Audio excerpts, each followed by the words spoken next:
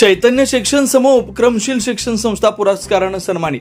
प्राचार्य शरद काळे यांच्या शैक्षणिक कार्याची दखल, नामदार आशिष शेलार यांच्या हस्ते पुरस्कार प्रदान। अब्दुल्लाट तालुका शिरोळ येथील चैतन्य शिक्षण समाज दैनिक नवभारत या बहुराज्य ख्यातनाम दैनिक समूहाकडून मुंबई येथील ताज हॉटेलमध्ये उपक्रमशील शिक्षण संस्था या प्रतिष्ठेचा पुरस्कार देऊन नुकतंच सन्मानित करण्यात आलं। संस्थेचे प्राचार्य शरद काळे यांना उपक्रमशील सहशालेय उपक्रमाच्या प्रभावी कार्याबद्दल हा पुरस्कार मिळाला।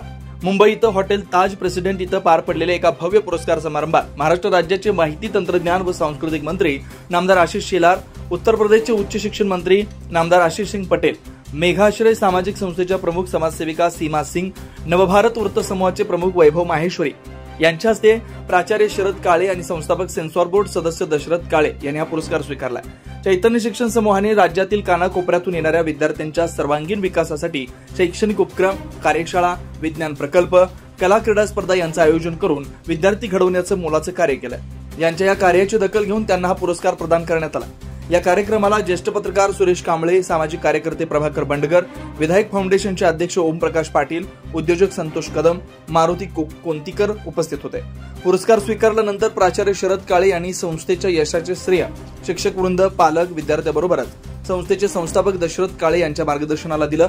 या सन्मानामुळे चैतन्य शिक्षण समूहाच्या कार्यास नवी प्रेरणा मिळाली आहे। संस्थेच्या सर्व स्तरातून अभिनंदन होत आहे।